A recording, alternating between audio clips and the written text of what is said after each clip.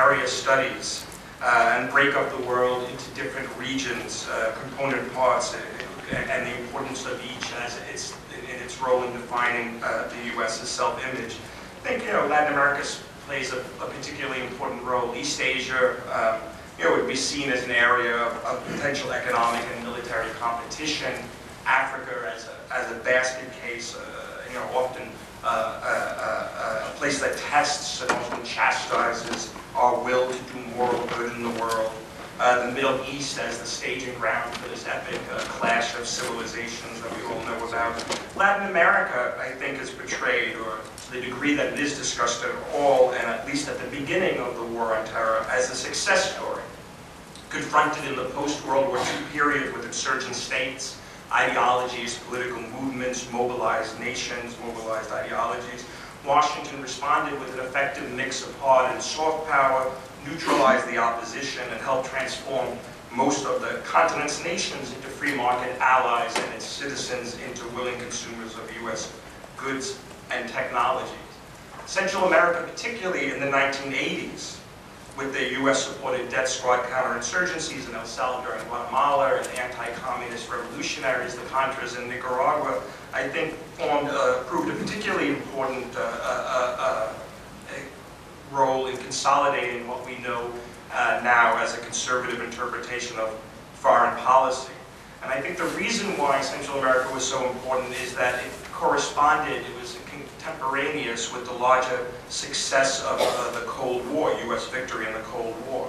It fused the kind of regional success of unalloyed hard power in Central America and a moral justification of using that hard power with the larger victory of the U.S. in the Cold War, which, truth be told, took place within the confines of the old New Deal framework: negotiation, compromise, patience. That is all the things the neocons hated about Ronald Reagan's stance toward the Soviet Union.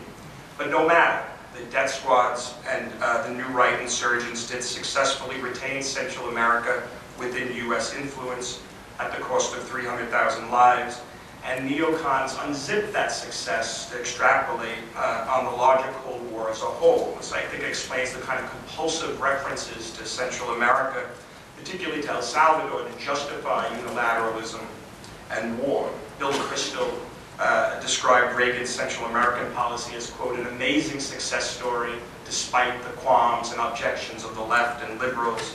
And he did so in order to justify Iraq. Dick Cheney, in his 2004 debate with John Edwards, vice presidential debate, when asked what he had hoped to accomplish in Iraq, pointed not to post-war Japan or post-war Germany, the kind of metaphors or analogies that we're all used to, but to El Salvador of all places. The examples go on. Latin America, in other words, is good for telling stories that the U.S. likes to tell about itself, and it continues to be so.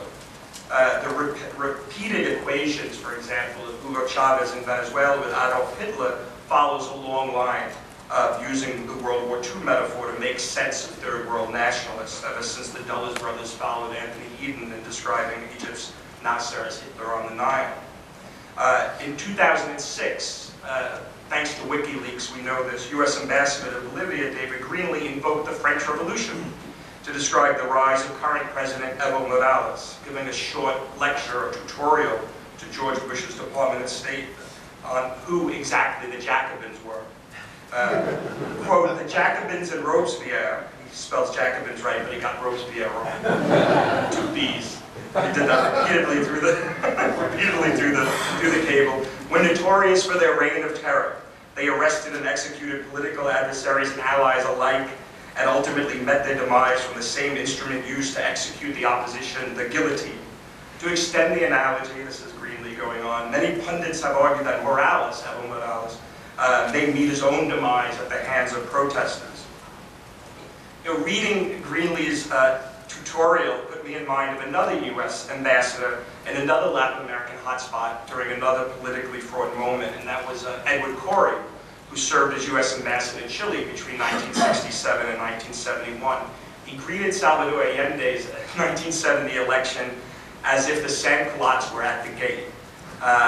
Before memo after memo, they're actually quite lyrical, some of these memos.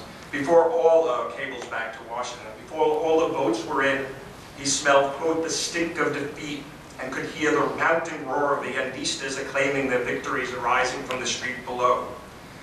No guillotine blade had yet dropped, but material declassified from the United States State Department over the past couple of years showed that Corey fired cable after cable back to Washington, warning of the terror to come, dismissing his popular unity coalition as a troop of fools and knaves, leading Chile to the Marxist slaughterhouse. He cited Baudelaire to brand Allende a devil. Now, it may seem strange that an LBJ-appointed Democrat would pepper his diplomatic cables with the overheated prose of French Romanticism. And the point that I'd like to make here is not the obvious, that oftentimes historical analogies darken rather than lighten, and they blind U.S. policymakers and opinion makers like Corey to the contours of and consequences of actually existing history. In this case, it wasn't Allende that was leading people to the slaughterhouse, but U.S.-backed opponents of Allende that would institute a reign of terror. But rather, I'd like to use my remaining time to talk about how it is that Latin America can so seamlessly be fitted into these shape-shifting analogies that even though they moved from Jacobins to Nazis to the Soviet Union, I think share a fundamentally coherent understanding of the world. And for analogies to make sense, they have to take root within a certain kind of political and intellectual environment.